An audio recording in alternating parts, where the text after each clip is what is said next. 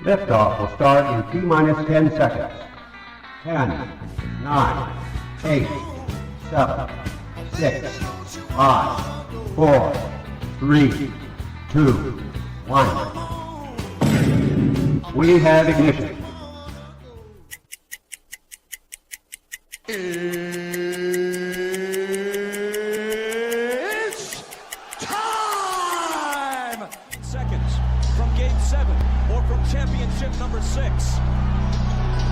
Jordan, open, Chicago with the lead! Behind the screen, Harper got a piece of it, it comes off. The Chicago Bulls have won their 6th NBA championship. Tying run at second, 2 out, Pompero over the head of Jenks. Uribe charges, throws, out! And the White Sox have won the World Series. To the far side around the 8-yard line to Hester. Under it, and to the middle of the 15, to the 20, breaks free of the 25, to the 30, to the outside, 40, midfield, 40, 30 on the coast, 20, 15, Hester 5. Oh! For the 3rd time in 6 seasons, it's one goal achieved. The Chicago Blackhawks win the Stanley Cup. A little bouncer slowly toward Bryant. He will glove it through to Rizzo. It's in time, and the Chicago Cubs win the World Series.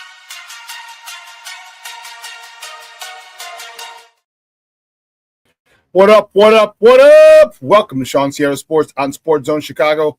I'm your boy, the SuperBack, Shawn Sierra. Thanks for tuning in. If you're watching us on our Facebook channel, excellent. If you're not subscribed to our Facebook channel, for real, come on, go to Facebook, type in, our YouTube channel.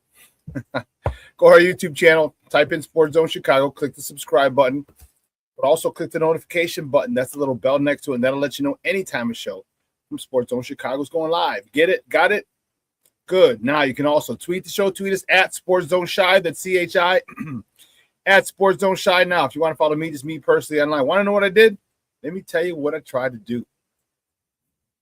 Try to make it nice and easy for you folks, but them damn hackers jacked me up. All right, on Facebook, which I still don't have access to, is Shawn.Sierra.2025. On Twitter, I'm at ShawnSierra33, but on Instagram, Snapchat, and TikTok, I am still at the Shawn Sierra. Listen, I got a great show, but I need you to get interactive. So if you have a question or comment on the YouTube page where you're watching, it'll come up here in the thread. We'll put it up on the screen. We'll incorporate it into the show. And that, my peoples, is what makes this the best morning Chicago sports talk show around. And that's you. So bring them all, baby. Questions, comments, smart-ass remarks, because ain't nobody scared over here. Like The Rock said, baby, don't sing it.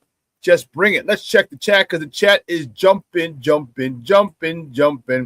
Mr. Southside himself is in the house. Said, what up on a hump day? Bear down. Southside, stand up. FGB. That's what I'm talking about, Michonne. That's what I'm talking about. My man Cornelius Squalls checking in. Top of the morning, Shawn and Sports Owners. The big man is back. Bear down. Let's go. 4 years, $116 million. Wow. Happy for him. He's a great dude. I've interviewed him a couple times in the locker room. Just a really talk about like a gentle giant. That's him until he gets on the field, and then you're done. He's gonna snowplow you into the first row. Levette Lee checking in. What's up, Ma? Good morning. She's like, it's hump day. Mr. Shorty is in the house coming to us from the ATL. Mr. Shorty, what's up, buddy? Thanks, man, for tuning in. I appreciate you. No, Levette. Go Cubs. Go Cubs, no.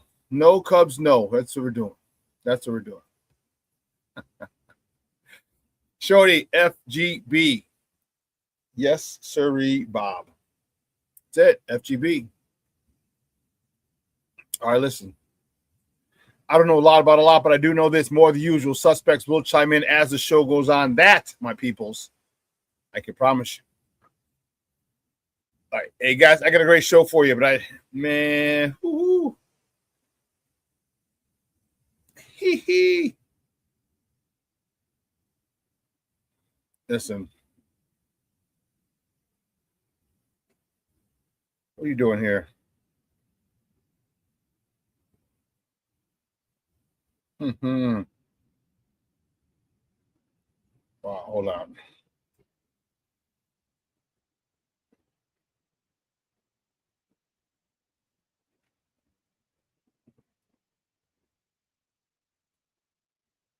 Yes. Aha, my man. Black Diamond is in the house. It's top of the morning, gang. FGB. FGB, always, baby. Always. Speaking of FGB, just saw this. According to the Sun Times Wire, you know I get my Sun Times every day. And the Packers' first game against the Bears is Week 5, October 11th at Lambeau. So, don't get me wrong. I'd like to face him as well, but if we don't, oh well. Injuries are part of the game. We had to deal with them. Even in our amazing season last year, we had to deal with injuries. Okay, let's not get it twisted. Don't forget, we had Jaquan Brisker played all 17 games, which was awesome. But Kevin Byard was out. All right, our whole linebacking core was out. Remember, we had DeMarco Jackson, who actually won Defensive Player of the Week, NFC Defensive Player of the Week. Okay, some of our defensive linemen were hurt. So this is all part of the game. I have no sympathy for them. They're Green Bay.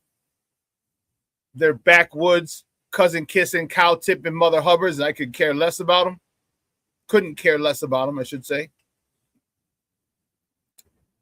And so if one of their star players is hurt, Nimolo, it's part of the game. Next man up. Because that's what was told to us. That's what was expressed to us whenever we said, hey, well, we lost. We were playing without this guy. They're like, well, next man up. Okay, no problem. Well, next man up. Next man up. So I don't wish him ill will. I'm not. All I'm saying is if he's not ready for the Bears week 5, oh well. Oh well. It's not my clown, it's not my circus. So bump them. Bump them. That's all I gotta say about those jokers.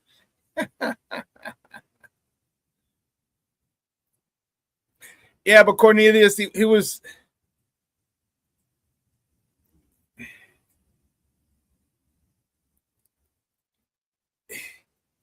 his conditioning wasn't there. Don't get me wrong. And I mean, I know he didn't do much against us, but let's keep it a buck. You had to make sure you knew where he was at. He's that type of player. Whether he's in shape or not, who knows how quickly he can recover. All right, maybe one particular play he gets some good recovery and he can make a play. All right, let's not. I know he's a Packer, but keeping it a buck, you know that dude is one hell of a player. Okay, and I'm glad we re-signed Darnell Wright. I'm excited to see this left tackle position battle and see how it plays out. Because I'm telling you who my guy is. And no disrespect to Braxton Jones anywhere. At all. No disrespect to Braxton Jones. I do hope that Jedrick Wills wins that job.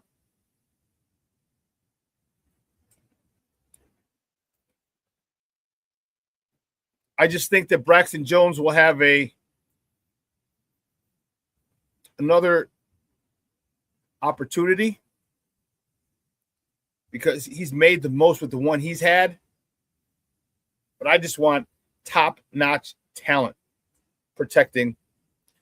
You know, somebody mentioned to me, they said, and this was funny.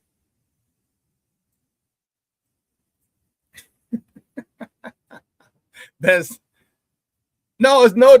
is no disrespect to Braxton Jones. It's not the usual, no disrespect. It's a smoke belly checking in. Oh,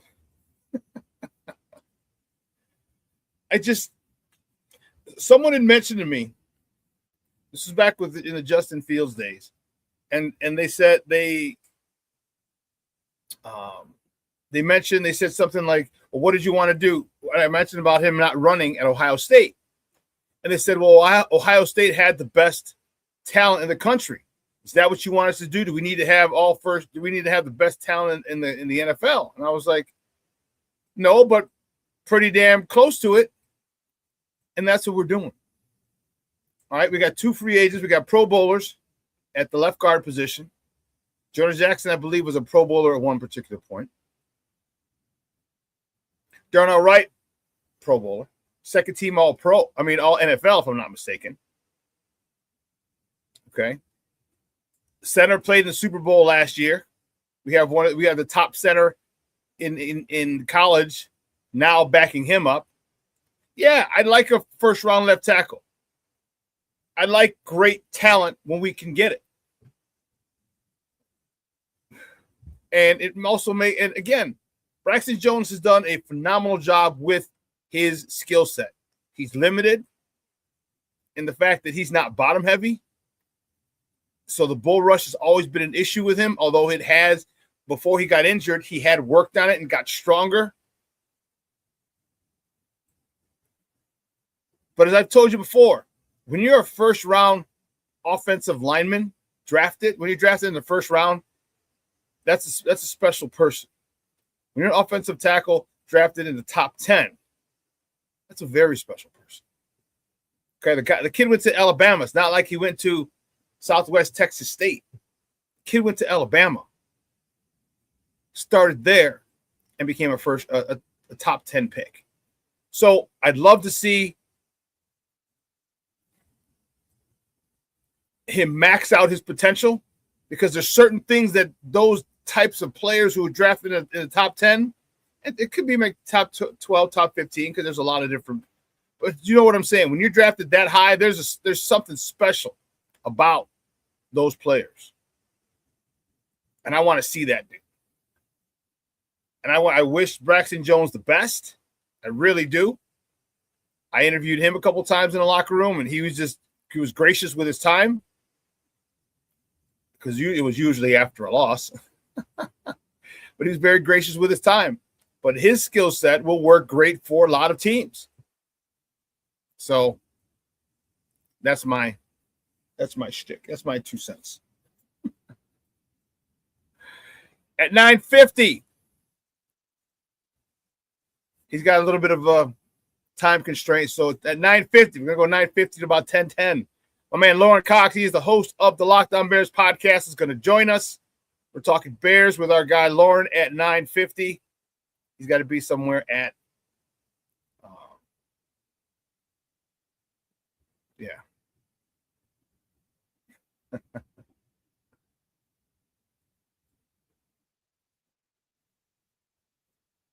Oh, yeah.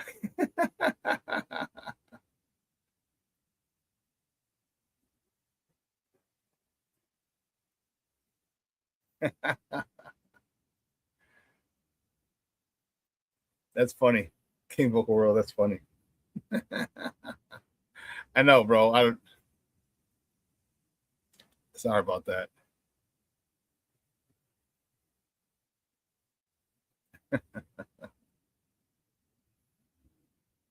They see something special in you, book. They see something special in you. So we're going to talk about the Bears with our guy Lauren. But we also have a lot to talk about in these series that our teams are playing. The White Sox are in Beantown. Got their asses handed to them last night. The Cubs are hosting the team with the best record in baseball, and the Dodgers going for the sweep with a big win, solid win yesterday over their newly traded for free agent pitcher Tarek Skubal.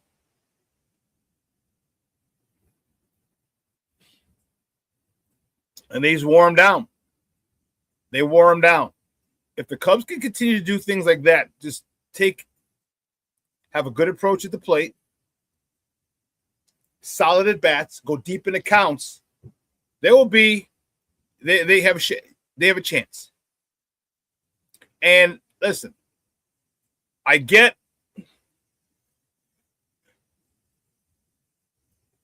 here's one thing you got to remember. Cub fans, I'm not raining on your parade.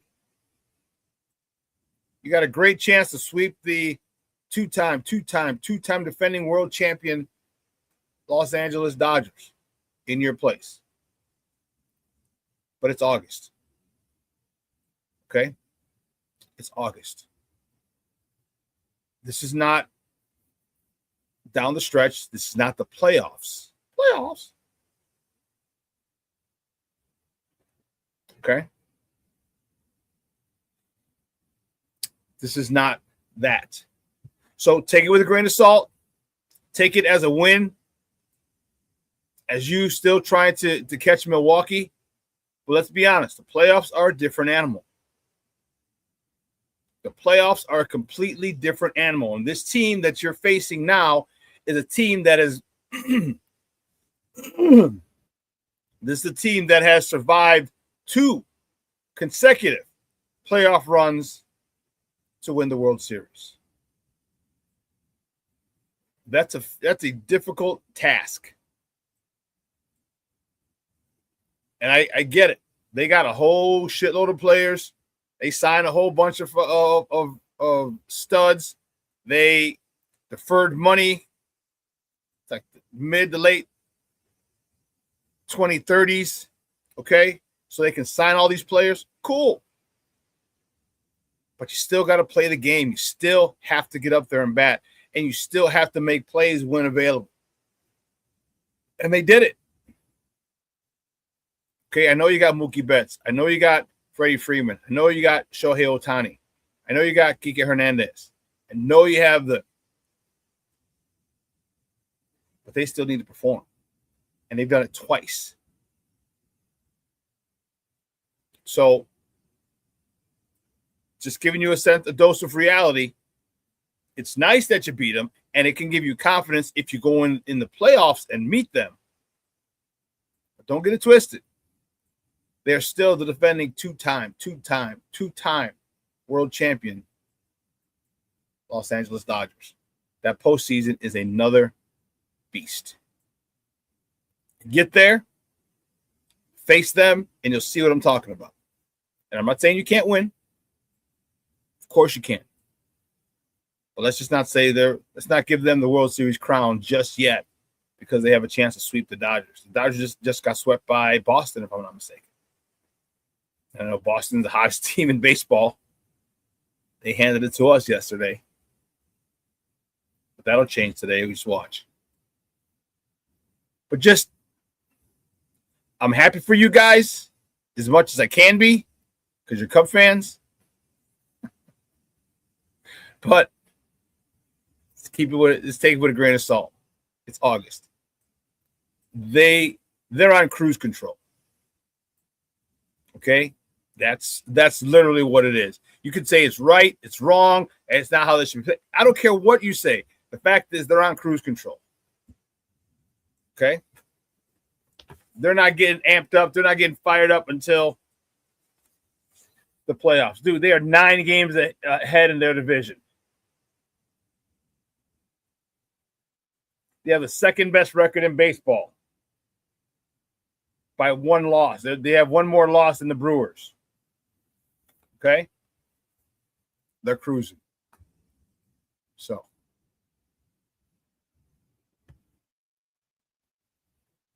Listen. The Crooked Commission's in the house. What's up, baby? Checking in from the AZ. Say good morning, Shawn. I have new hope for my Cubs now that we have a whole new pitching rotation. It was damn good to see us. See us beat the Dodgers last night. Not just the Dodgers, Tarek Skubal too. Don't worry about that. Don't forget. Don't worry about that. Don't forget about that. Yeah. But let's get it crack-a-lacking, baby. You know how we do the first segment of every show is called Top of the Morning. It won't come just when you want it.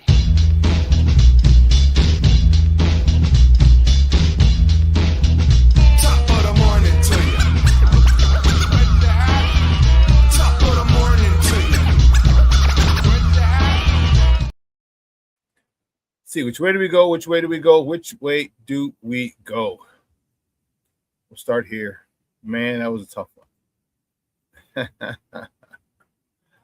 Ooh, Charlie, that was a tough one. My good guys from the South Side got pummeled by the Red Sox 14-2. Ouch! Davis Martin, who I have a lot of concerns for right now, he got the loss. He's 9-6 on the season. 5 innings, 10 hits, 9 earned runs, 2 walks, 1 strikeout. Colson Montgomery, 1 for 3 with an RBI, his 21st. Miguel Vargas with his 67th RBI on the season. There really wasn't much to talk about yesterday for the good guys, and that was it. Staying with the good guys. All right, the White Sox take on Boston tonight, game 2 of the 3-game set. First pitch is at 6:10 p.m. Central. You can catch that game on Chicago Sports Network or listen to it on their flagship station, ESPN 1000. That's 1000 a.m. The probables for tonight's game, our new ace, Sean Burke, is on a bump for the good guys. He's 7-5 with a 3.04 ERA, and he's going up against Sonny Gray for the Carmines with an impressive 13-2 record with a 2.93 ERA. So we got one heck of a pitching matchup tonight. It's going to be a good one. I can't wait to check that out tonight. It's going to be dope. The trade deadline was Monday, 5 p.m. The White Sox made some moves. All right, they made some moves beforehand. Okay, if you recall,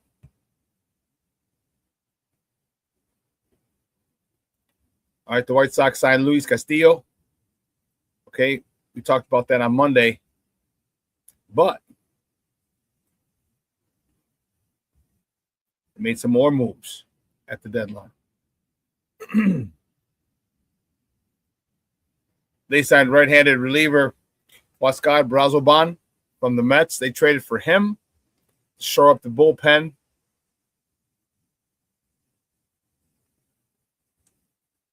Okay, they also traded for Joey Bart, catcher from the San Francisco Giants.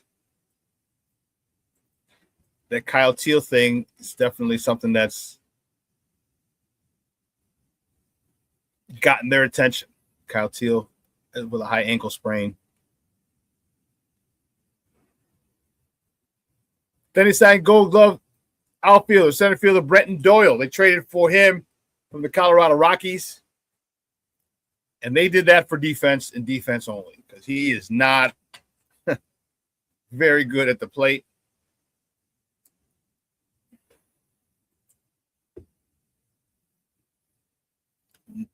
He's literally an offensive liability. But in the field, Gold Glove winning talent.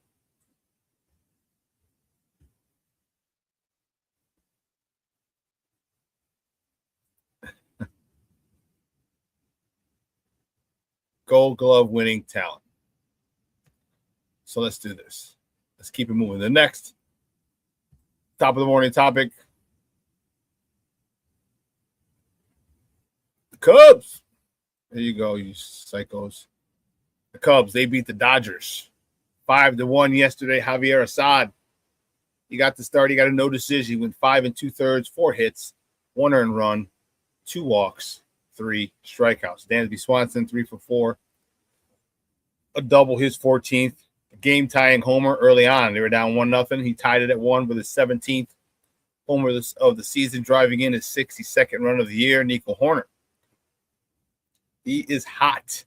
That young man is 2 for 4 with his 7th homer of the year, driving in his 52nd and 53rd RBIs of the campaign. PCA 2 for 4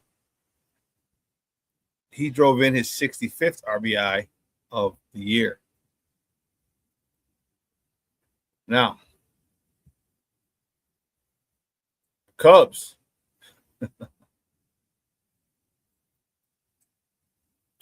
Tonight, the Cubs host the Dodgers again. Not tonight.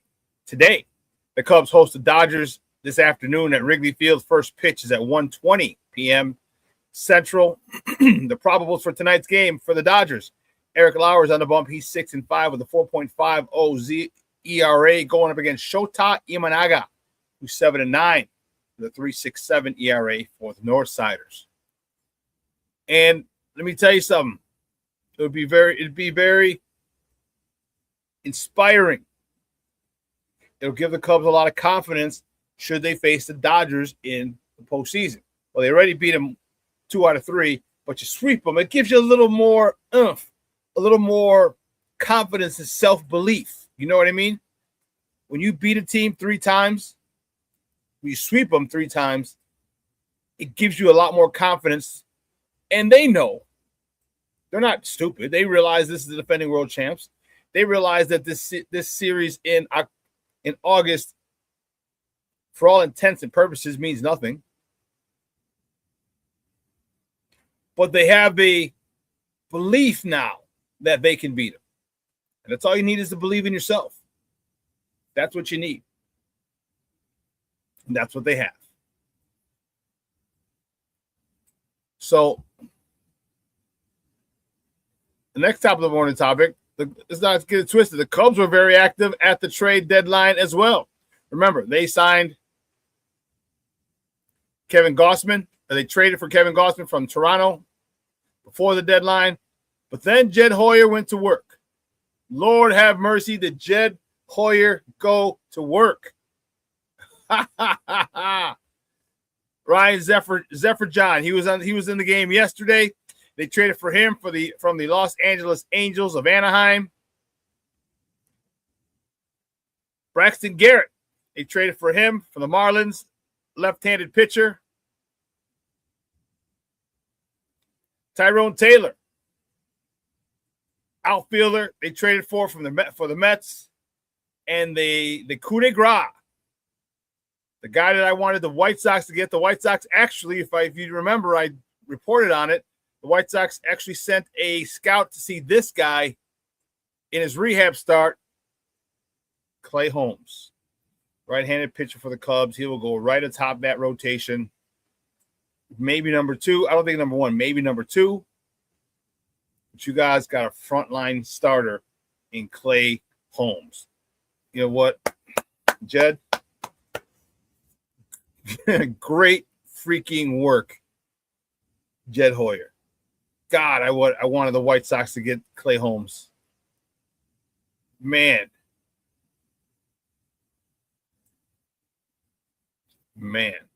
Telling you. I wanted the White Sox to get Clay Holmes. That was the dude. Remember, they sent about a week and a half ago, they sent a scout out to one of his rehab starts.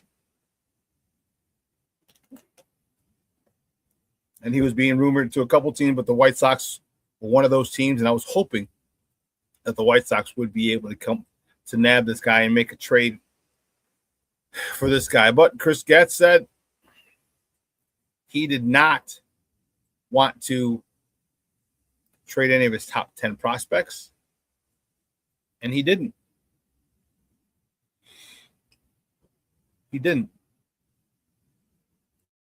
And there's a really weird, I shouldn't say weird, there's a thought process here.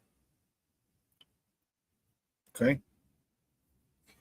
You don't trade your top 10 prospects. Okay? My question is why? And bear with me. Go with me on this one. You have, okay, I get Rock Chalowski. Yeah. But you have a couple other people in your organizations, maybe 5, 6, 7, 8, or 9, or 10, that should be movable. And here's why. A lot of our top prospects are infielders. Not all, some. We are jam-packed at the infield position. Chase Mydroth is our second baseman. He's not going to shortstop. He's not going to outfield. He's not going to first base. He's not going to catcher. He's stuck at second base. This is his second year in the league. Colson Montgomery is our shortstop. And we just drafted Rock Chalowski, another shortstop. This is Colson's second year in the league. Miguel Vargas is our third baseman. Now, there are rumors that, or just rumblings, that you move Colson Montgomery to third, where he's played this year, so Rock Chalowski can play short. And you can platoon or alternate DH with Miguel Vargas and our other young first baseman at 25 years old, Munetaka Murakami. So our infield is set. 25 is the oldest infielder we have. So if you have a guy who's down there, maybe the number 6th or 7th or 8th top prospect who's an infielder, why do we need him? Why do we need him? Because if, say, once Rock comes up and say Rock gets injured, he's out for a while. Well, guess what? You can put Colson Montgomery back at shortstop, put Miguel Vargas back, and now you're good. So to not trade one of these guys who's literally blocked, to not trade one of those guys for quality arm that you need, and maybe it's not even a rental. See, the higher the prospect, the more you can go after a guy who's under control, a good player who's under control. Teams will be willing to give you guys that are under control if you give them a top 10 prospect.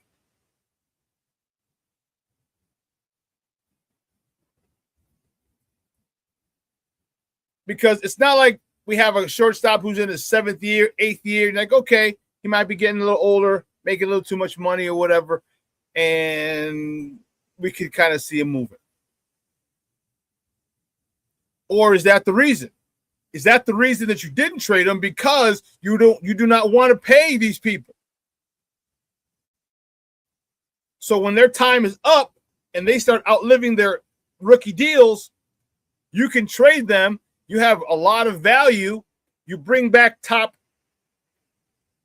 prospects in the minors, and now you bring the ones you have in the minors, you bring them up, and now you keep acting like Kansas City and Tampa. Is that why you wouldn't trade a top 10 prospect? Because you want to keep operating on the cheap? That's my question. We'll talk more about this later because I don't know. Not enough depth in the outfield and Sox system. Okay. You don't have to trade any outfielders if you know what I mean. If we have any in the top 10, we have enough infielders in the top 10 that could have been moved.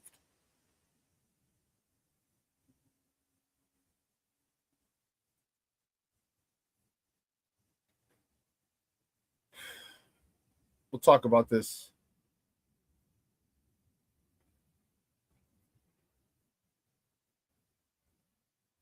Yeah, I just went through this one. The next topic, this one's huge. Huge. The Bears extend right tackle extraordinaire Darnell Wright to a 4-year, $116 million deal, the highest salary ever for a right tackle in the history of the NFL. 4 years, $116 million, $93 million guaranteed. I tell you, I love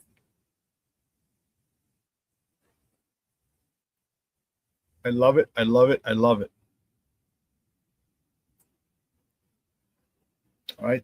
I love it. This guy is snowplow, a road grader, and him and Jonah Jackson on that right side was a strength. If you had to, and I think our offensive line was good, right side and both sides. But when it just seemed like when they needed that heavy that 1 yard, they went right. They went to the right side. And those guys, Jonah Jackson, we just signed in free agency last year, and now Darnell Wright gets his money because they move people. Happy for this young man. Highest paid right tackle in NFL history. Such a good young man. Generational wealth. $93 million guaranteed. Man. Dope. Couldn't have happened to a nicer young man, I'm telling you. He's just a cool dude. As I said, I've interviewed him a few times in the locker room. And again, those 2 years ago and 3 years ago, and those were usually losses. But great stuff. I'm happy for this guy.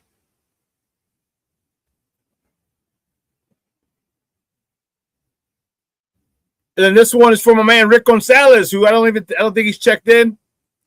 Rick, the Sky. The Chicago Sky hosts the LA Sparks tonight at Wintrust Arena. Tip-off is at 8 p.m. Central. You can catch that game, Rick, on the U, on USA Cable, or CNBC. How they got on CNBC, I have no idea.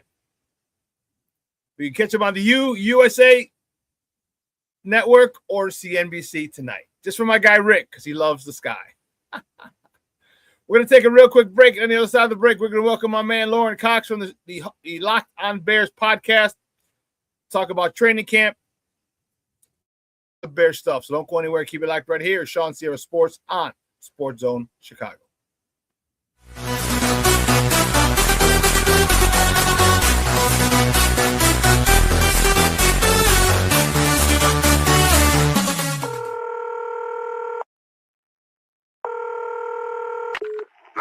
Operator 901, where's the emergency? 127 Brynmere. Okay, what's going on there? I'd like to order a pizza for delivery. Ma'am, you've reached 911. This is an emergency line. Large with half pepperoni, half mushrooms. You know you've called 911. This is an emergency Do you line. know how long it'll be? Okay, ma'am, is everything okay over there? Do you have an emergency or not? Yes. And you're unable to talk because... Right. Okay, is there someone in the room with you? Just say yes or no. Yes. Okay, it looks like I have an officer about a mile from your location. Are there any weapons in your house? No. Can you stay on the phone with me? No. See you soon. Thank you.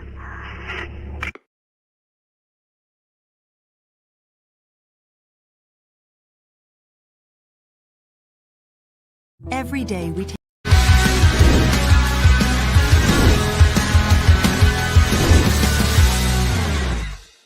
few things about training camp that just get me going. The first one is our team. Obviously, this is our chance to forge our identity. And a lot of coaches come up and they say we're going to be this, we're going to be that, and the other, and yet this is where it all happens. This is we got a whole different group of guys than we did a year ago, and this is where it gets fun. Is call it half the roster was here, half the roster is new. There's a lot of getting to know each other. And yet, it's a chance for us to create a new chapter of Chicago Bears football, the 2026 versions. Get healthy. Yeah, we'll see. I mean, we stocked back up in that DB room again, and we'll see how it all plays out. And there'll be certain players that certainly flash here, and we'll give them opportunities to run with the ones. While Kyler's out, and we'll see where it goes from there. But we have a lot of options from rookies all the way to some of these veteran players, the free agents that we brought in. I think we're gonna have a healthy competition. Welcome back to Shawn Sierra Sports on Sports Zone Chicago. Those clips courtesy of the Chicago Bears. That was Ben Johnson, right as training camp started, and some of those options have vanished. have been exhausted. And we're going to talk to my next guest about some of those options. He is a good friend of the program. He is the host of the Locked On Bears podcast. You can find him on Twitter at Cox Sports One. It's like Fox Sports One, but with a C. So welcome back to ShawnSierraSports, our guy, Lauren Cox. Lauren, what's up, buddy? Good morning. How are you? Hey, man, doing well. Glad to be here. Excellent. Glad to have you, man. Glad to have you. We got a lot to talk and not a lot of time, so let's get to it. Bears, training camp. We've already suffered a casualty, and that really hurt. Kobe Bryant out. Talk to me about what that does in the secondary. They're already thin, a couple people, and also Terrell Smith was carted off that same day. Talk to me about the state of the secondary of our Chicago Bears.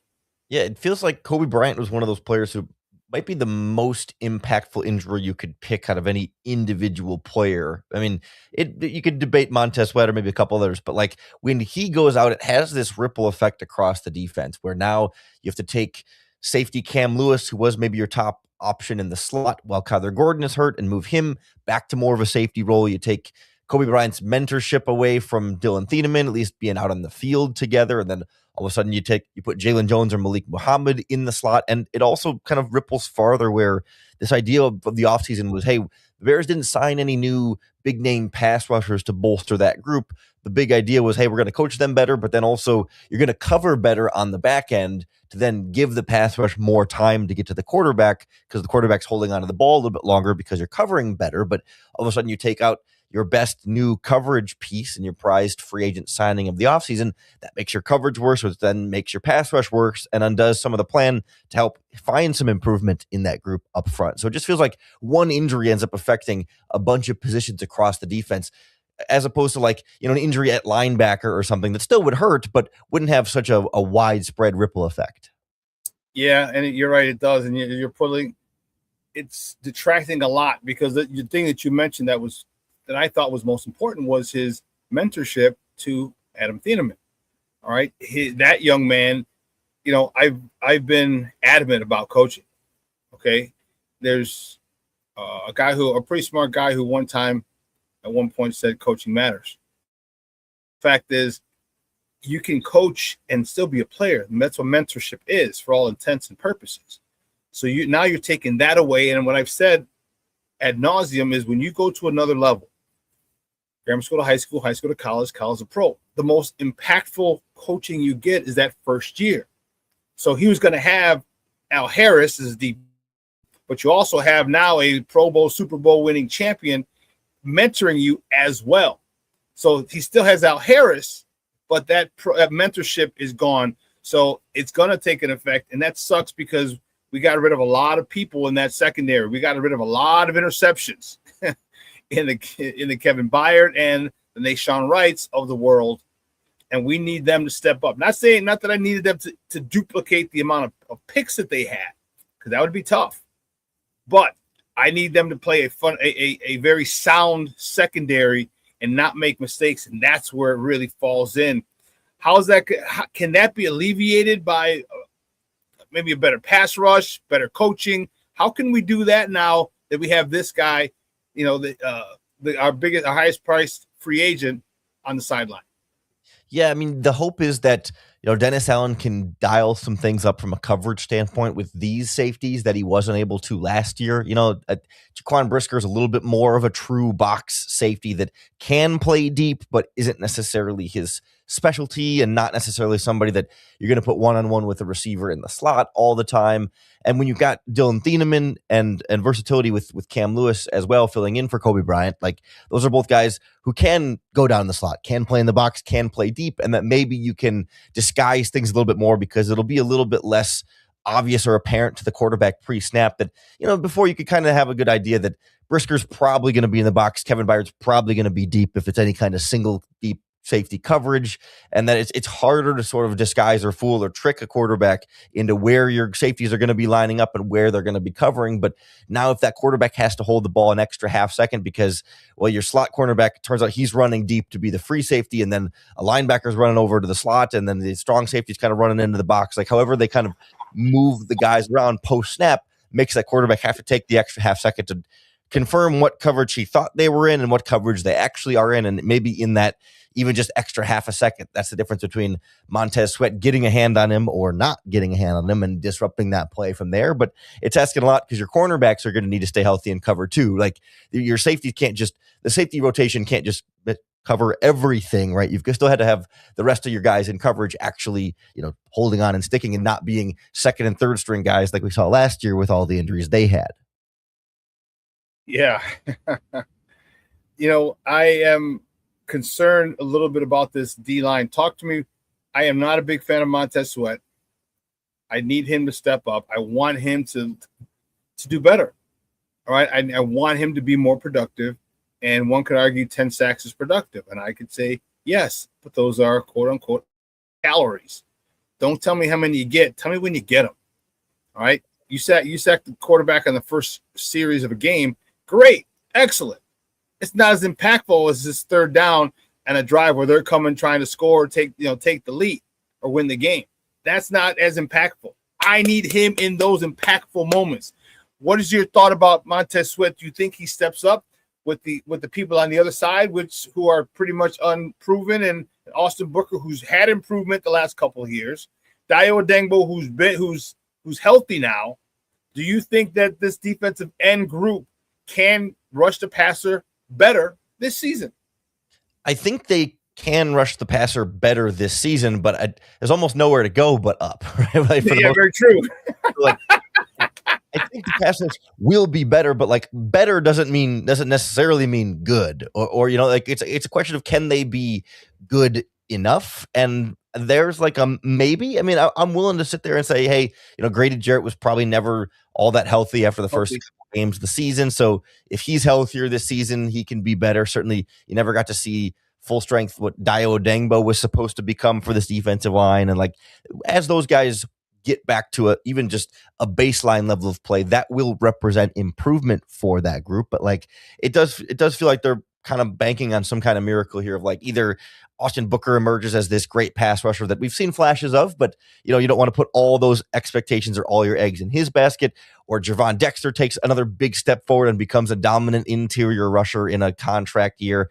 But to me, it feels more like, you'll get marginal improvement. They're not going to be the worst pass rush in the NFL, but it's not going to be a strength of the defense. It's going to be a week in and week out. Some games will get the job done. Some games will be left feeling you just need a little bit more there. And you wonder about the trade deadline being right at the Bears bye week, if that wouldn't happen to be a great time to make one final splash for a playoff push halfway through the year.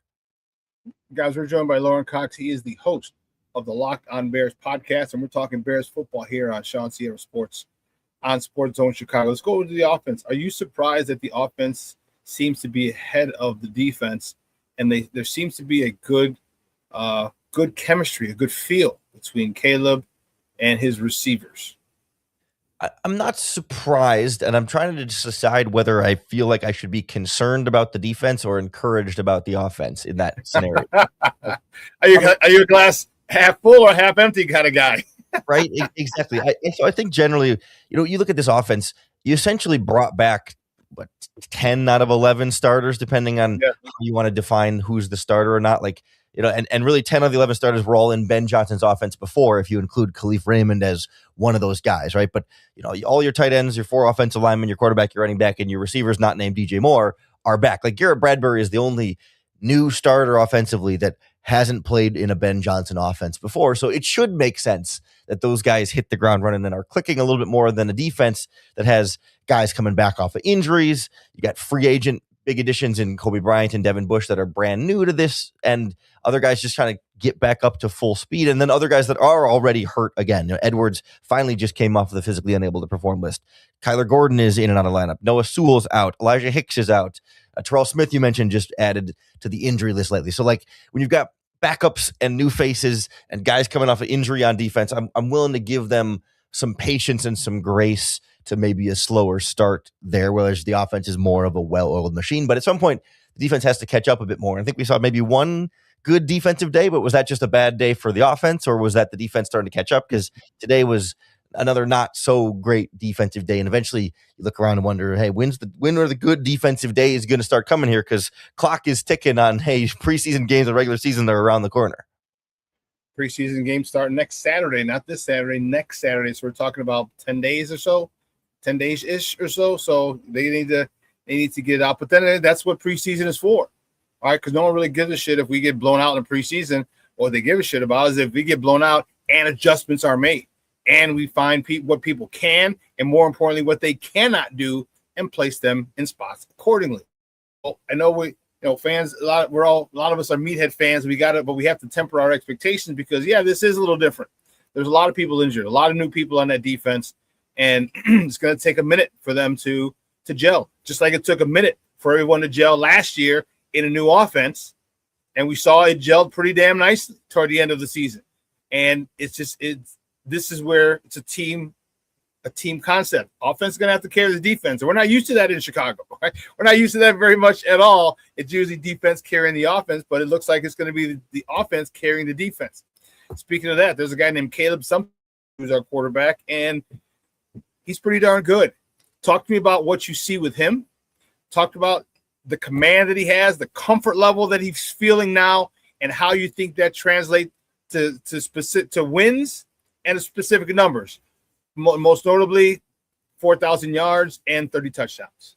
Yeah, to me, the big difference you're seeing already this season is just that sort of that the confidence and the timing, right? And it's sort of confidence in his receivers to know that he's putting a ball in a specific spot at a specific time, and the receiver is there when and where he needs to be. And that just wasn't consistently happening enough last year at training camp at this time, where it's like it was so disjointed and disconnected, where there's just so many details that everyone is being asked to be perfect on. And certainly Caleb was not always the one putting the ball in the right place at the right time either, because he thought someone was supposed to be here and they thought they were supposed to be there, and it was a lot of balls hitting the ground, and not necessarily that it was a bad throw or inaccurate throw. It was just two guys not on the same page. But when everyone has been in this system for a full year and have run these same routes and these same concepts hundreds of times in the last 12 plus months, all of a sudden you just see everything kind of click a bit more. And that doesn't mean there's zero mistakes, but so many fewer than last year. And then you can start to, they better be better.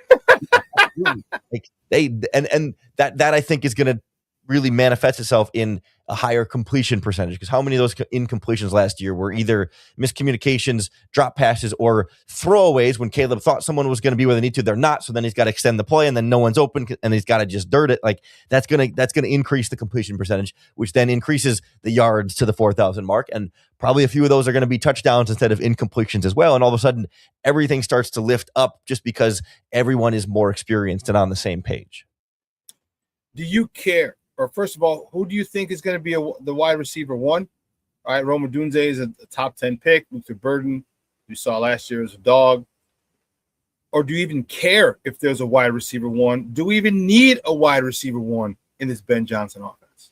Yeah, it does feel like it's becoming an outdated title, if you will. If you look around some of the best receiving cores in the NFL, like the goal is to have more than one, right? Like you think about the Bengals. I mean, Jamar Chase and T. Higgins, like Chase is still kind of like the number one wide receiver, but you'd rather just have a couple of really good players that it doesn't really matter as much. And I think the Lions comparison here is probably fair, even though Luther Burden is not exactly the same as Amon-Ra St. Brown and Rome Odunze is not exactly the same as Jameson Williams. But like in that offense, Jameson Williams is the outside X receiver, like lined up against the number one cornerback working vertically. And then, you've got Amon-Ra St. Brown in the slot, who ends up finishing with more targets, more yards, more catches, more touchdowns, and is kind of more of the go-to first option in the passing game, but not that traditional number one wide receiver. And so that's more or less what I'm expecting this year for Rome Odunze and Luther Burden, that I think Burden will probably be the guy who ends up finishing with better numbers,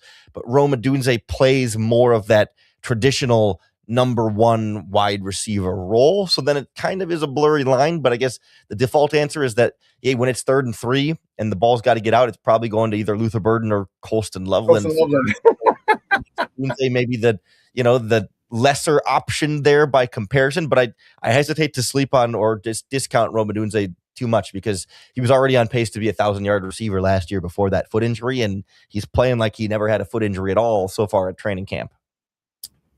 I don't know, it concerns me is not the word. He is one that I really want to watch because of his mentality, his perfectionist mentality. If you remember at the NFL Combine, he couldn't get that 3-cone drill down to a time that he wanted, and he was there late.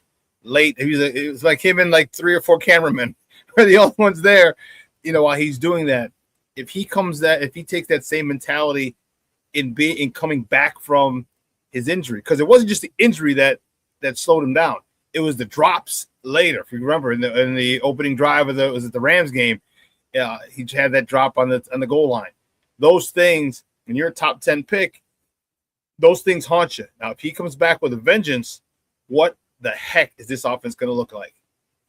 Right? Like I think there's something there about Rome Odunze that we as the general football watchers, we don't appreciate enough what his skill set is able to do. Like we see Luther Burden, right? And it's speed, it's explosiveness, it's dynamic playmaking. It's easy for us to see oh, that's a superstar. Like that's where the hype builds. But Rome Odunze is not the fastest guy on the field. He's not slow, but he's not Luther Burden fast. And he's also not, 6'5", 225. He's not a giant either. And so it's not as sexy, his game. When you talk about precision in route running and ability to separate, that's hard for us. There's not a really good Madden rating that Rome Odunze can be 99 at, except for awareness, and that's not fun or exciting. Whereas Luther Burden can have the 99 speed and the 99 acceleration. It's oh, that's a fun player. But Rome Odunze is that one that can just be that separator that always finds ways to get open. I'm not going to compare him to Justin Jefferson, but I think about that in terms of Jefferson's fast, but not Luther Burden fast. Jefferson's not huge, but not small. He's a good route runner, someone who gets open really easily, and then has good speed and ability after the catch too. So I just think it's that kind of skill set that until we see him do it at a high level, it's hard for us to kind of envision what a star Rome Odunze looks like. But he's got that mentality and that work ethic and the kind of traits that are really hard to teach a receiver to run routes that well and get open. And if he can get over the drops that I feel like were a reflection of, hey, my foot hurts and I'm taking all sorts of painkillers and other stuff and thinking about how every step this foot is a problem, and that all of a sudden I'm not thinking about catching the ball and I'm not playing fast and loose. To me, if that all kind of comes together where health equals better catching and concentration, then he is full speed ahead to be everything the Bears wanted from him as a top 10 pick at wide receiver. He's Lauren Cox. He's the host of the Locked On Bears podcast. As always, great stuff, my friend. Do me a favor before you go, let everyone know where they can find you and your work online. Of course. I always appreciate you having me on. You can hear me 5 days a week over on the Locked On Bears podcast. And that's available on all the podcast platforms and YouTube. And then you can follow me on Twitter at Cox Sports One. Like you said, Fox Sports One with a C. Great stuff, buddy. I appreciate your time. You have a great day. Thank you. Of course. Thank you. All righty. Guys, that's Lauren Cox from the Locked On Bears podcast. Great stuff with his time, man, and I appreciate every time we get to talk to him. Dude, got a chance to hang out with him a couple times. Really cool dude. He's tall, too. He's 6'2", 6'3". I was like, damn, dog, what the hell? What? First time I met him, what the? I think he might be 6'3". I was like, tell him, fool.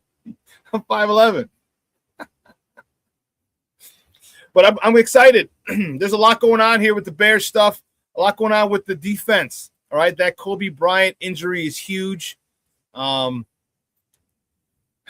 Reason being, it loses reps. It's putting different people in different positions for reps. Okay, so now look. Talk about Cam Lewis, moving him. So what happens when Kobe Bryant comes back now? So now you got to get Kobe Bryant some reps, and now you're in the middle of the season. We're talking week 5, week 6. We're in the middle of the season. How's he going to get his reps? Practices aren't what they are now. The glorified walkthroughs, you're not hitting in practice. You're not going full speed in practice. So you got to plug him in. He's a high-priced free agent. So then you're going to move a guy who's gotten comfortable in your position back to the position that he was most comfortable in, but doesn't have a lot of reps in this season because he was moved to a new position. So it's going to be quite interesting to see how things develop while Kobe Bryant's out, but then how they adjust when he comes back. That's important. That is important. So listen, we're going to take a quick break. Oh no, we'll go. You know what? We'll take a break at 10:30. Take a break at 10:30. We'll still talk Bears right here, and we'll go back to some baseball to close out the show. So yeah, moving people around, and once they get just when they get comfortable, like, okay, go back to your old spot that you don't have reps in, that you don't have time in this preseason. And I'm not asking for a pity party. I'm not asking you to say, okay, it's just way of the NFL. That's what it is. Life in the NFL. You got to make adjustments, and and this is why veterans are so important, because you're going to need veterans who played multiple positions in the secondary, okay, to play at a high level in their new spot while Kobe Bryant is out. And then once they get put back in their original spot while they were signed, they need to play at a high level. Okay, so Dennis Allen's going to have to get real creative. That's why you get paid the big bucks, Dennis Allen. That's why you get paid the big bucks. You got to make those decisions. Someone actually put, I think, was that you, King Booker World, that this is why oh shoot, I missed it. This is a good chance for Al Harris to do wonders. Here it is. Yeah, Black Diamond. I'm sorry. This is where Al Harris gets to show he's an outstanding coach. I'm not too concerned as long as we have no further casualties and Kyler's ready to go. Yeah, Al Harris is gonna. You got to. What did Ben Johnson say? We're gonna coach better. You got to coach him up, kid. You got to coach him up. And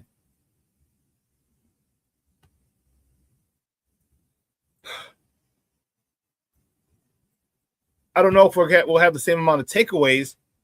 My thing is this: if we don't, we need a better pass rush. That's what we need. And you guys know as well as I do. I'm preaching to the choir here. But pass rush and secondary play go hand in hand. Okay? One definitely helps the other. Well, they each help each other. But if you have a better pass rush and you have aggressive corners, yeah, you can get more picks. Or if you just have good defensive back play like we did last year. All right, Nashawn Wright was out of position a couple times, but he used his length, his athleticism for a couple of picks. We can never forget the one-handed one against DJ Metcalf against the Steelers last year. If you're on the sideline, recall that. Or in the corner of the end zone. It wasn't against Justin Jefferson. It was against Jordan Addison against the Vikings. Okay, he used his length, and this was before people knew about it. And he just snatched the ball, or intercepted the ball. Would have been a Vikings touchdown, if I'm not mistaken. Okay, so we have there are ways. Now, if we can get a better pass rush with that same type of effort, we're going to be a force to be reckoned with. Okay? But we have to get that same type of effort.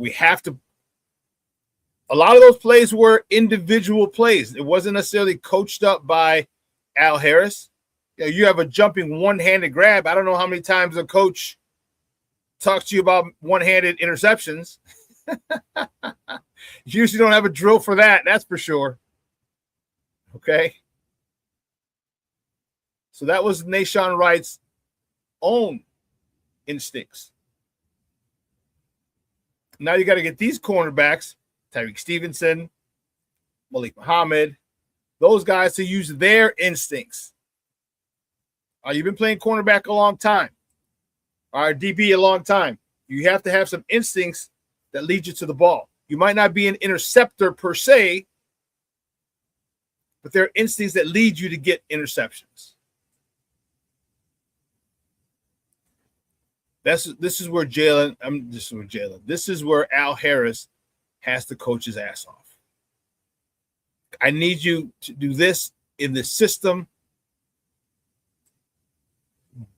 But when the ball's in the air, I need you to make a play. I need you to be an athlete. I need you to be a all-pro, all-world defensive back when that ball's in the air.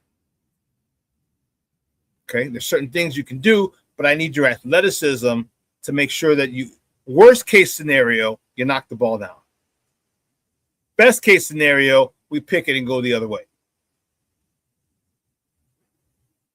And that can be ingrained into this year's DBs. Because I'll tell you what, Jalen Johnson is ready. Jalen Johnson wants to make up for last season. All right, he had a poor season last year. He tore his groin off the bone. I don't know how he did that. Okay, but he did. So he was out for a while. Then he came back, and he wasn't too healthy. It was like, what the hell? So he comes back, has an interception, remember, in the end zone, which was nice. But he wasn't healthy. He's healthy now.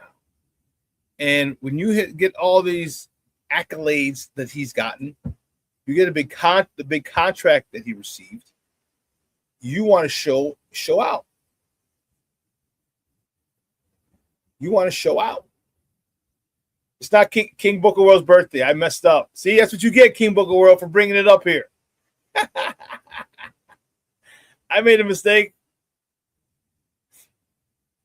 and said that to you. My bad. But you mentioned it here, and now everyone's wishing you a happy birthday.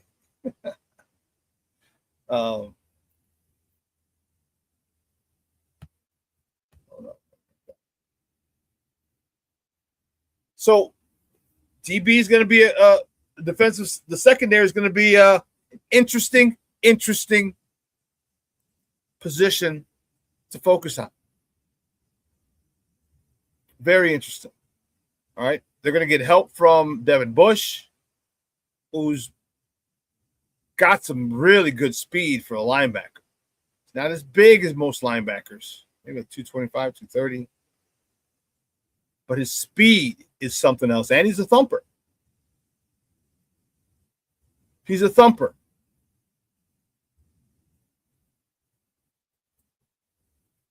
So I'm anxious to see how that works out. Really do. And then I'm anxious to see how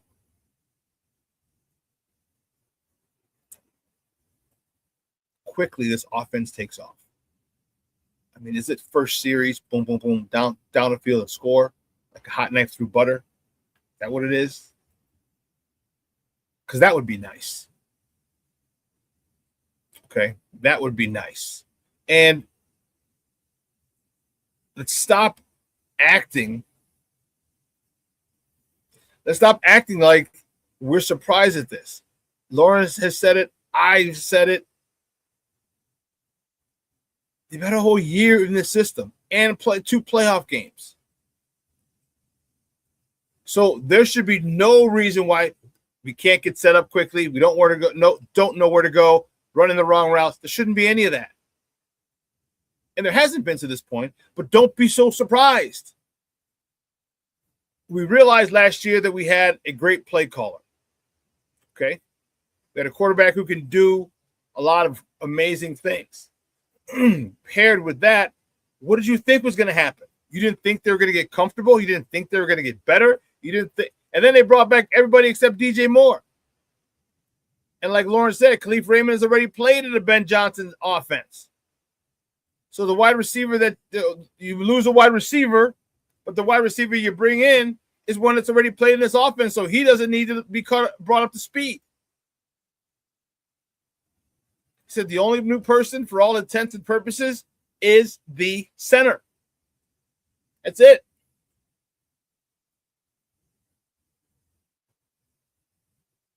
So how do you not expect this offense to be better? How do you not expect this offense to look good? And I know that we're not used to that here in Chicago, but let's keep it real. Let's keep it a buck. Let's use common sense. When you started your job, you did not do things very efficiently. You had a lot of hiccups. You were unsure. Guess what? They're starting a new job. When your job implements new protocols, new rules, you have to figure out how to maneuver with them. That's what he did. And we saw it throughout the season and late in the playoff postseason how well this team can do.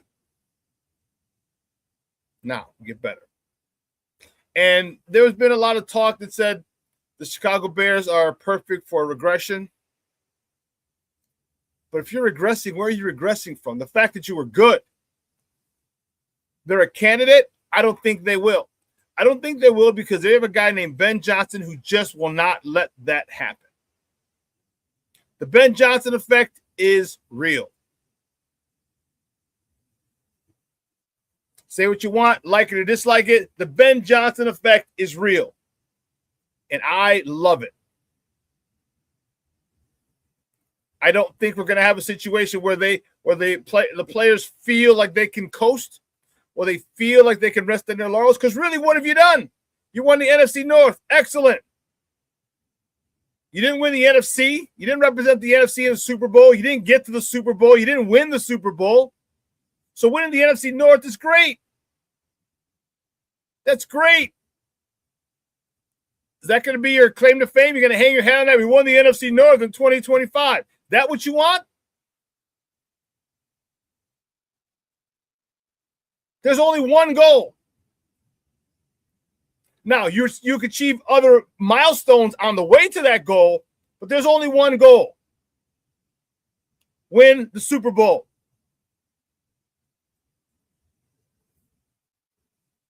Because, yes, you want to win the division so you can have a home game and maybe skip around. But it doesn't matter if you're a wild card and you play an extra game and you win the Super Bowl. Does it really matter? Do you care? No. That is the bottom line. Get to the Super Bowl and win it. Win the Super Bowl is the only goal.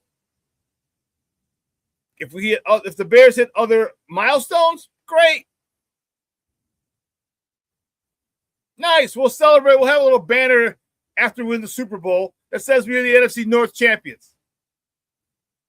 We'll enjoy the week off from the wild card. Okay. But the bottom line is one thing. Win it all.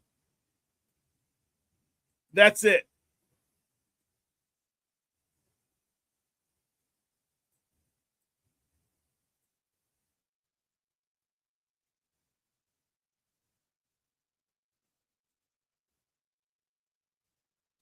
Drew says, how is Detroit picked to win the division?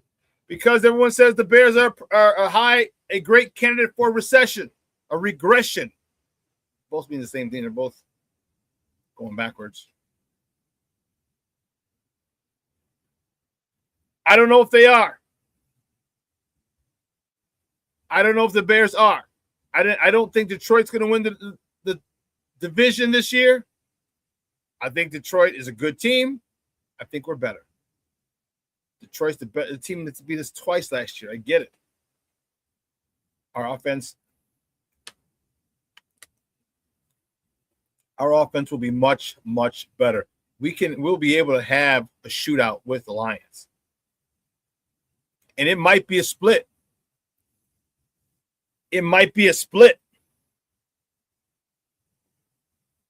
Okay? We might win one, lose one. That's okay.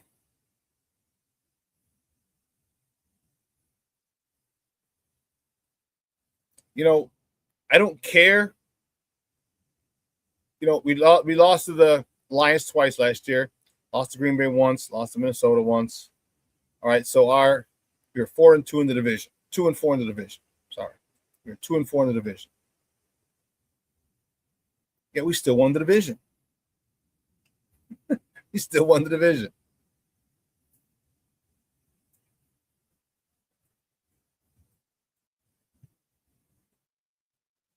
I want to know what people think about Detroit that has them winning the division that you don't see in the Bears. Because the Bears have every reason to be pissed off. They have every reason to feel that there's unfinished business. They have every reason to feel the Bears are on a mission. The Bears had the ball in overtime with a chance to go down, kick a field goal, or score and win. That's how close they were.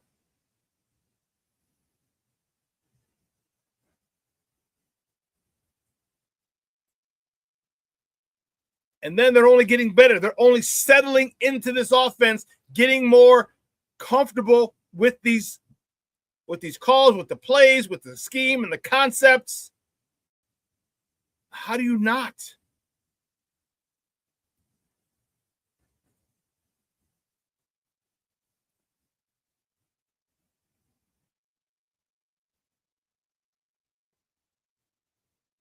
Detroit's a good team. Chad Hutchinson should be back.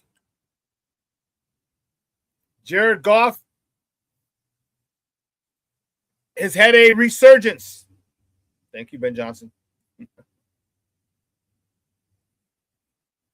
His career has really, really taken off the way he initially wanted it to. I know he got to a Super Bowl with the Rams and lost it. But he's a better quarterback now. Remember, they had Aaron Donald. They had who's a DB? Son of a biscuit. Can't think of his name. But they had a stud defense. So Jared Goff is a good quarterback. But we got a good quarterback too. We have a really good quarterback. In our ground game, second to none. I believe we were fourth in the NFL in rushing. It's pretty darn good. Stay there. Stay in the top 5. And I think Ben wants to stay there, and that's the cool part about it. He wants to stay there. He doesn't want it to go, okay, now we have all these receivers, we're going to go crazy. You know, I was thinking you can still have 1,000-yard receivers, or 2 of them, and a 1,000-yard rusher. You just got to score a lot of points. All right, you're just going to end up having to score a lot of points. You're going to be heavy on the run game, but it doesn't take very many catches to get 100 yards. Or in this system, 85, 87.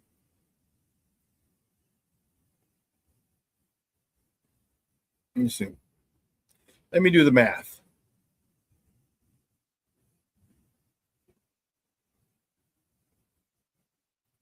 Oh, shit. 59 yards is what it needs. Let me do it again.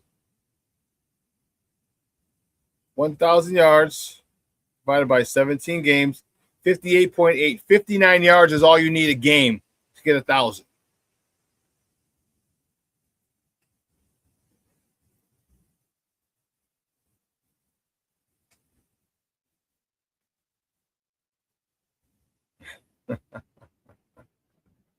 Shorty, you're a fool. He said, I just beat the Lions' ass in Madden last night, 48-0. I'm 15-2 heading into the playoffs, baby. And Malik Muhammad is rated the number 5 pick in the upcoming draft.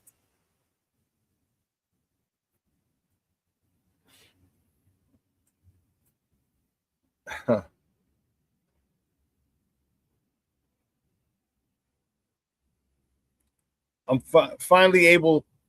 We will finally be able to see an offense that runs efficiently.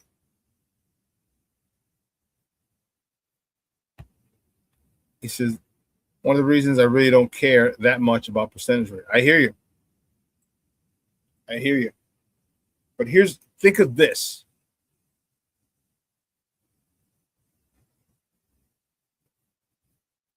Think of this, King Booker World. The more you complete the ball, the more you complete passes to your playmakers, how many more opportunities do you have to score?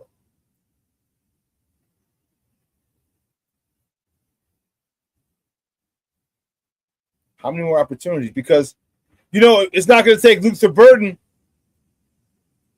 a lot of chances to score. Khalif Raymond, you keep hitting him on those slots, on those slants, I should say.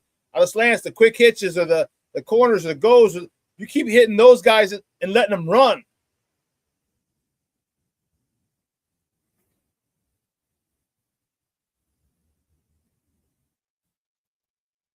Imagine hitting 70% of your passes to those type of explosive receivers. How many points will we put up a game if that happens? You hit 70% with targets like Rome Odunze, Luther Burden, Colston Loveland.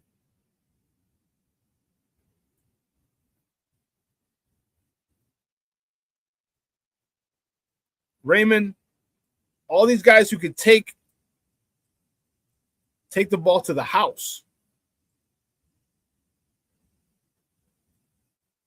They can make house calls on a consistent basis, which is why Ben always preached high percentage, and give these receivers a catchable and runnable ball. Runnable. Yes, where they can catch it and just continue going. Because when you have the type of speed and playmaking ability that these receivers have, the higher the percentages, the less drops, the more chances they have to score because of their athletic ability.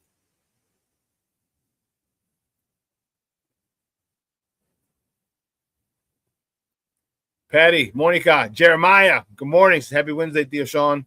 That means Jeremiah must be watching. Patty, it's not King Booker World's birthday. I made a mistake. It's King Booker World's fault for putting it up there. So, again, let's take a quick break. On the other side, of the break, we'll wrap up this show with some baseball talk. All right, so don't go anywhere, folks. Keep it locked right here. Shawn Sierra Sports on Sports Zone Chicago. Hey, it's your boy, the SuperBack, Shawn Sierra, and be sure to follow Sports Zone Chicago on all social media platforms, on Facebook, Instagram, and our Roku channel. You can find us at Sports Zone Chicago, and on Twitter, we are at Sports Zone Shy. Also, be sure to download our mobile app so you can take Sports Zone Chicago with you on the go.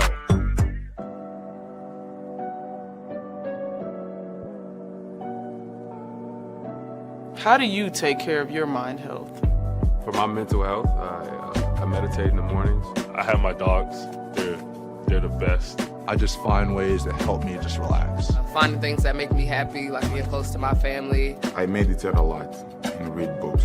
I have hobbies outside of the game. I'm able to switch off. I'm able to turn my brain off from the game of basketball. Your mind health matters. Your mind health matters.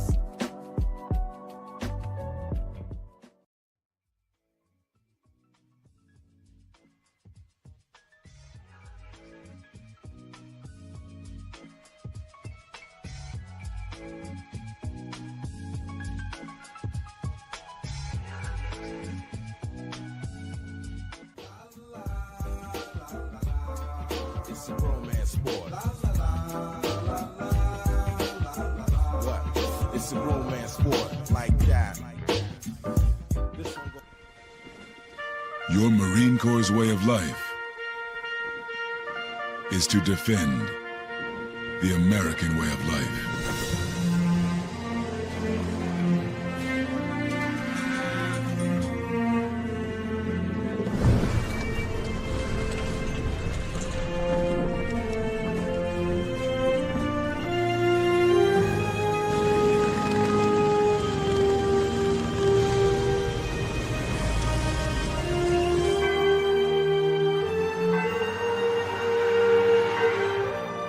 Every day, no matter where we serve, we take a stand for our nation, for each other, for us all. The few, the proud, the Marines. Here comes the pitch. High fly ball, hammered out towards left center. You can forget it. Out of here. He crushed it. 97 turned around into the left center field bleachers, and the Cubs have evened the score. Swanson is 17th. It's 1-1. Always ready to hit the fastball is Dansby Swanson, and he got one where he liked it. 401. Line drive, base hit, right center field. Around third and in to score Swanson. Pete Crow Armstrong. Insurance. And the Cubs lead at 3-1. That is hammered right field. Nico. Out of here. Home run for Horner. It's 5-1. Welcome back to ShawnSierraSports on Sports Zone Chicago. Those clips courtesy of the Marquee Network. Those are your boys, Northsiders. Those are the Cubs getting Wrigley jumping on a Taco Tuesday night on the north side. Jumping. Taking on the first place Dodgers, taking the first 2 games of the series, looking to go for the sweep today.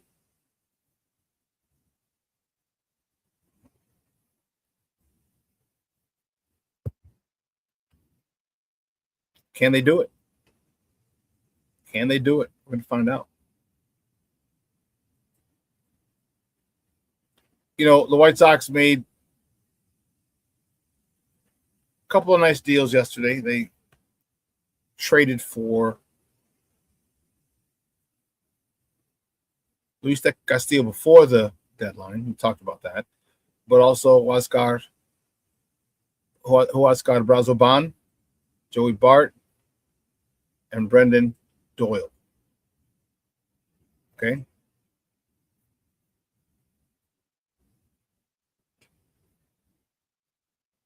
Last night's ass whooping was just that, an ass whooping. There's no ifs, ands, or buts about it. But here's the thing.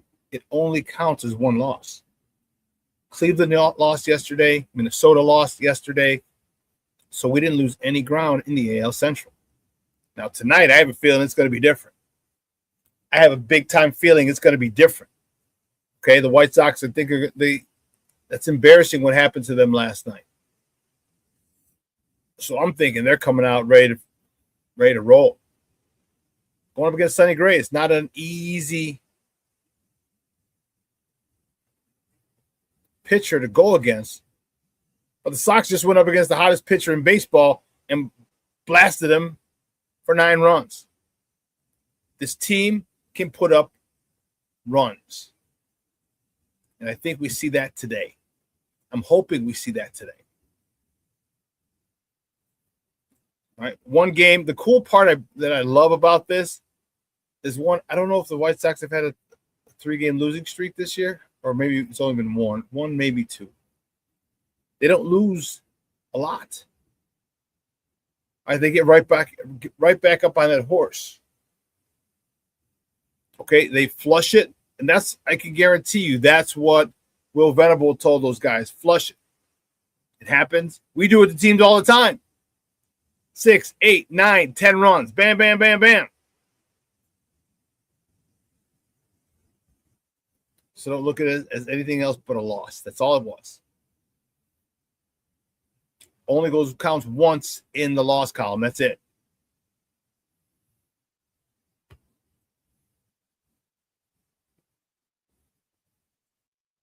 Yeah, Junior says, I love how they made ESPN, he's talking about. I love how they made a story last night of the Dodgers pitcher like he won the game. Yeah, on the notifications, they talk about Tariq Skubal with 6 punch-outs in his new Dodger era. They don't say he lost. Could have said Tariq Skubal lost despite XYZ. It was all about him. But you know how the big conglomerate people get. Remember, now ESPN bought the NFL Network. They bought Major League MLB TV. They just own everything. So their narrative is what you're going to hear and you're going to see. Sucks, but money talks. And he who owns the media, controls the narrative. So ESPN said we're gonna pump up our people the way we like, not the way you like. But I digress. Looking forward to the White Sox today. Trying to get off that little schneid, or just to get that bitter aftertaste of the ass whooping they got last night. Get that out of their mouths and start a new winning streak.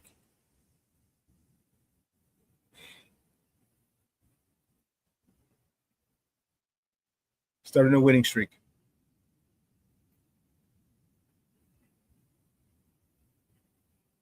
Black Diamond says, I don't watch ESPN. I hear you.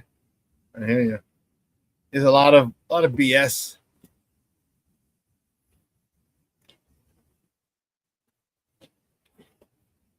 I'm not a big fan of ESPN because of the fact that they seem to have an agenda against my White Sox. I don't understand it. They just seem to not like my White Sox. And you should report fairly on things. Remember when the Cubs were winning the World Series, said World Championships in the last for the Chicago teams, they didn't have the White Sox in 2005.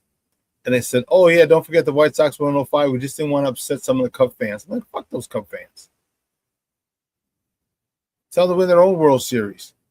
To purposely leave out the White Sox, when it said City of Champions, to leave out the White Sox in the 2005 World Series title is unethical and fireable.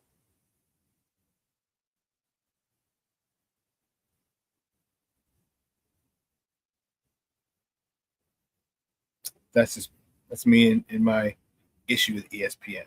Bastards. Anyway, the Northsiders. You guys got a chance, baby. You got a chance to sweep the Dodgers. Here's the thing. And here's why you should be concerned. Every team goes through a slump. Now, if the Dodgers lose today, they will have lost 6 straight games. You don't think that's just going to end quickly? You don't think they're going to turn around and be like, oh, snap, we can't do this. We are the Los Angeles Dodgers, two-time defending World Series champions. I'll tell you what, they're going to go on a heater. The Dodgers, if the Dodgers lose today, and it might not start with the next game, the next series, they're going to go on a heater. It might be 6 in a row, 8 in a row, whatever. Or they'll just start winning 2 out of 3, 2 out of 3, 2 out of 3, 2 out of 3, 2 out of 3, boom. 2-1, 4-2, 6-3, 8-4, 10-5, 12-6, 14-7, 16-8. You start winning at a 667 winning percentage, now you're doing something. They'll probably take a series or 2 in there. This team is about to go on a heater before the playoffs. And that is what you do not want. You do not want the Dodgers to get hot right before the playoffs.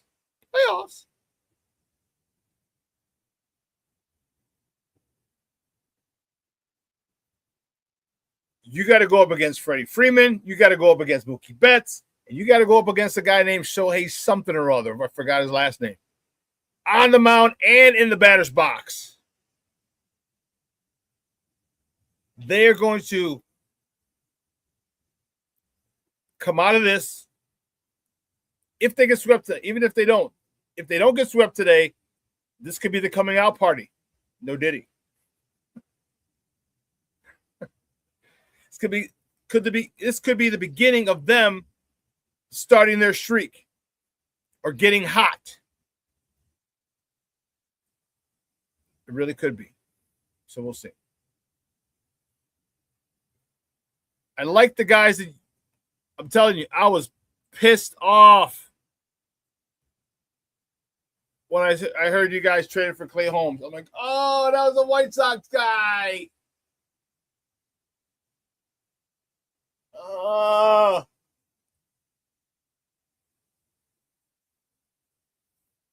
I would have loved to have had him atop our rotation.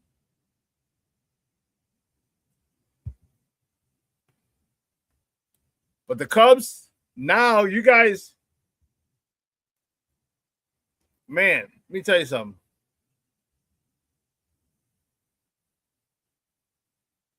You got a nice little squad.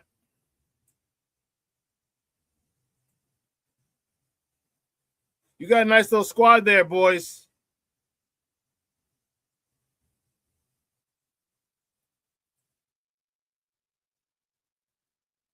Did I didn't. Son of a biscuit.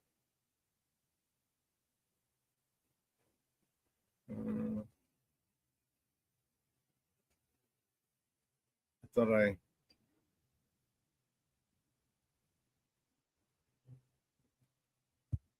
thought I copied it, but I didn't. Matt Brown, Shota,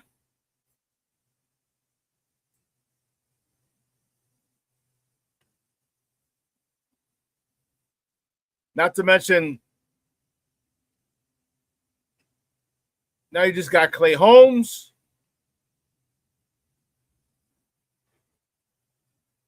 You also have Kevin Gossman.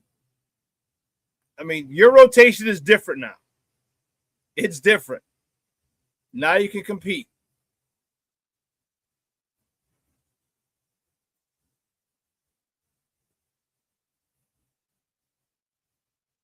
Yeah, I hear you, Black Diamond. He says, I hear you, but they seem to struggle against lefties. And Shawn, you know how I feel about trying to buy championships.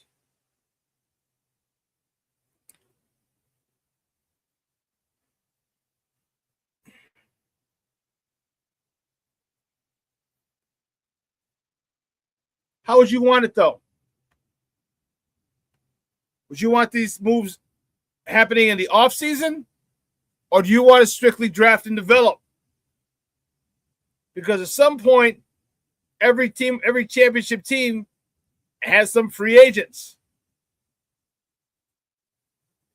What's your limit to the number of free agents before you saying, we're buying a championship? What's this? The limited number of trade deadline signings that you would accept to say you're not trying to buy a championship. You're trying to win a championship. If these are the moves that make it, these are the moves that make it. Are you okay with the Aroldis Chapman signing 2016? That was a free agent. That was right before the deadline. Actually, I want to say July 25th before the deadline because it was my birthday.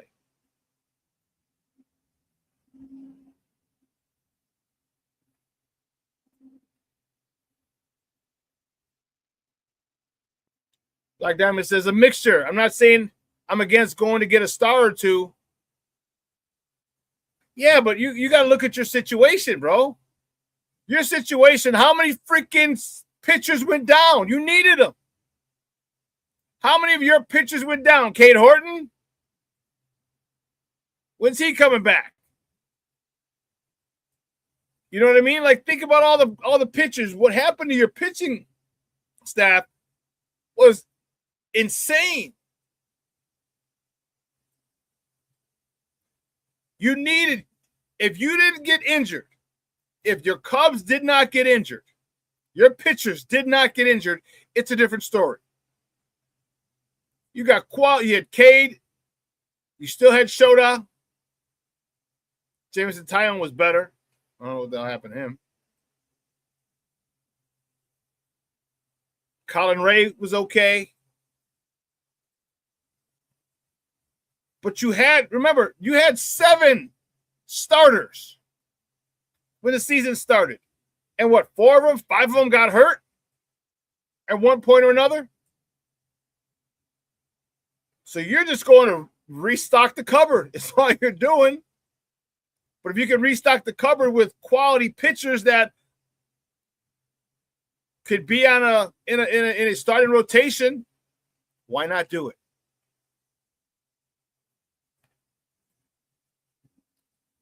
Desperate times call for desperate measures because apparently Jet thinks you guys can go for it.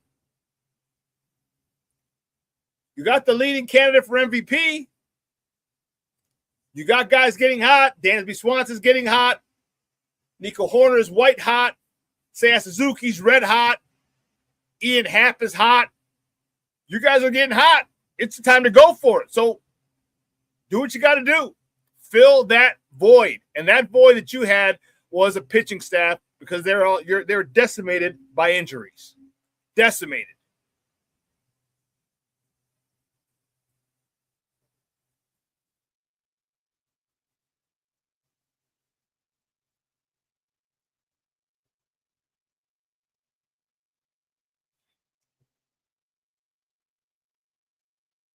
You know, when people talk about, and me being one of the Sox are a year ahead of schedule, you don't know if you're going to get back there. First of all, they haven't even gone anywhere. They're just atop the division. There's games left, 50 games left.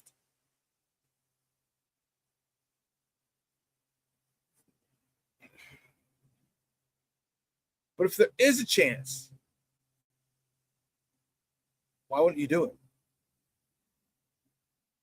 Look at us in 05. We had a Jim Thome in 06. We thought, oh man, it's going to be great. We didn't even win the division. We didn't get back to the World Series. We didn't, nothing. It was boop, one and done. That was it. Look at you Cub fans. You went to one World Series.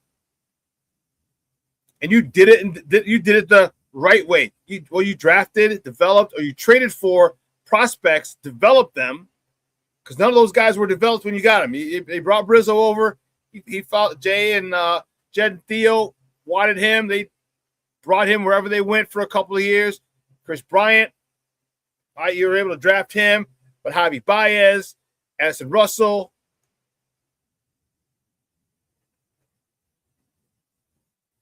And Theo's motto was you draft position players and pay for the pitching. That's what he did.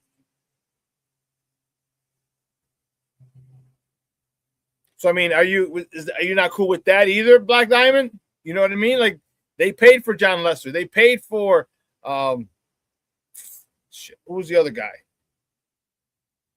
The other white dude who said, I came here to chew gum and kick some ass. And I'm out all of chewing gum. Can't remember who the hell that was.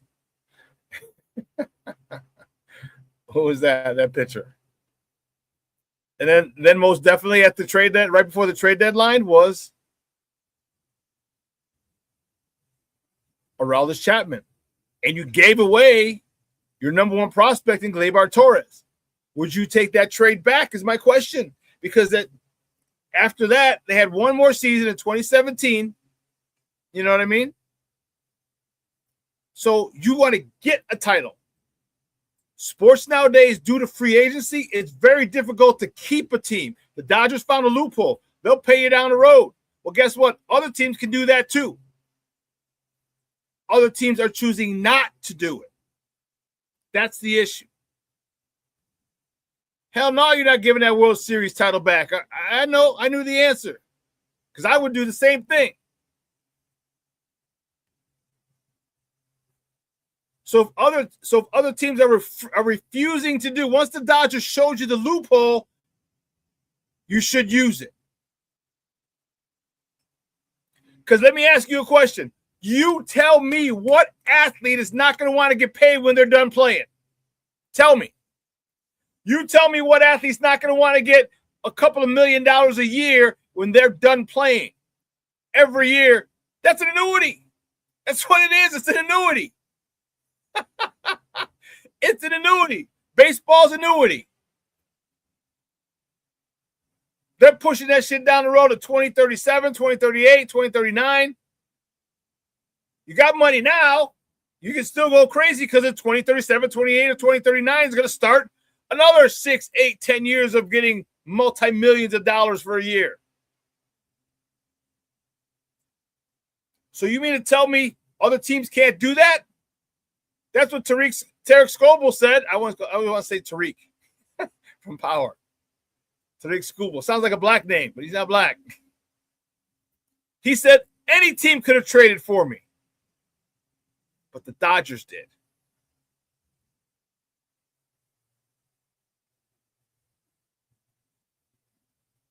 So why are more teams doing it? You put it in an escrow account, you let it grow, and it's not even all your money. It's some of the interest that you get to pay the players. The money's going to grow. So other teams, the Dodgers showed you the blueprint. Other teams are refusing to adopt it.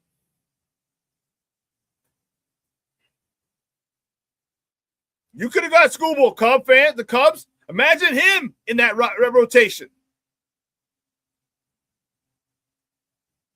Imagine him in the white, in the blue pinstripes. The royal blue pinstripes. Imagine that if you had done that. So I know you hate it. We all hate it because they're the evil Empire West. They're the West Coast edition of the evil Empire. The Yankees are the East Coast. They're the West Coast. But if everyone has the same option and those are the rules that are legal, why aren't other people doing it? Man, this show was fun. I want to thank my guest, Lauren Cox, for coming on. Talking Bears football. I want to thank you guys. Great conversation, great interaction. Black Diamond, Junior, Patty, Cornelius, Shorty, King Booker World, the vet, Mr. Southside himself, Crooked Commish. If I missed anyone, my apologies. I thank you for your Levette Lee. I don't know if I mentioned you. If not, Levette Lee, thank you. I appreciate the love and support that I get every freaking show.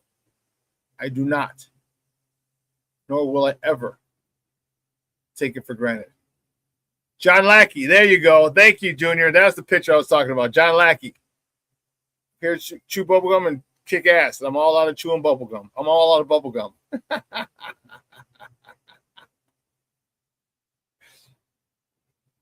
So don't be ashamed. Don't be mad. It's a different world now. It's a different way. It's different. That's all it is. You know, for us, we wanted to draft a developer, go get them in the offseason and have them gel, and that's how we did.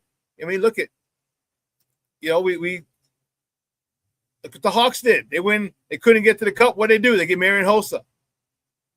And I know you're saying one or two pieces here, but they just,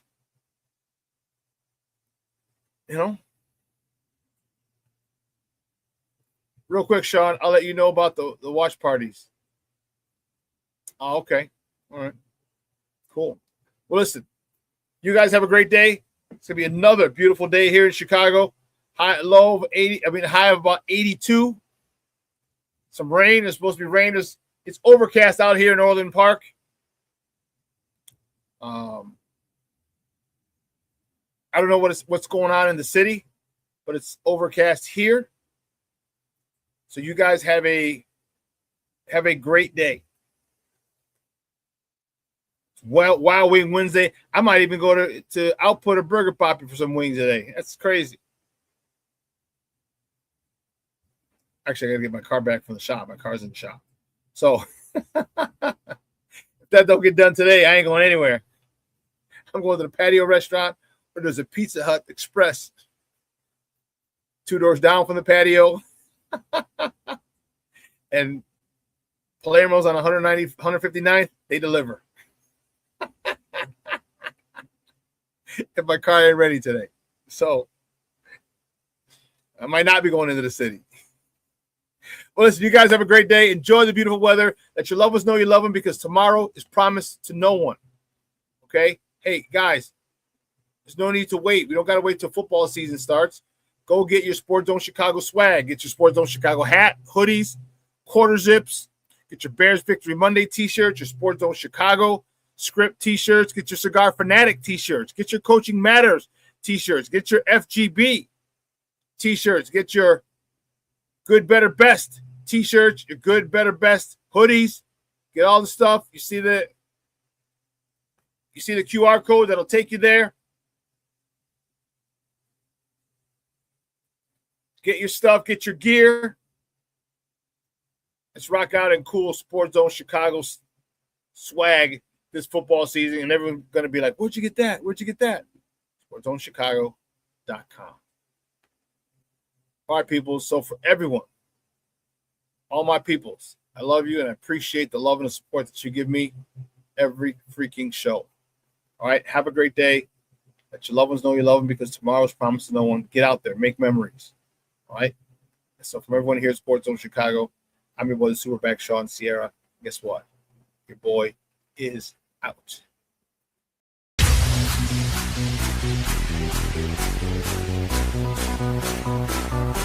Come on, race the race. Get ready for the job. And that's in the drop.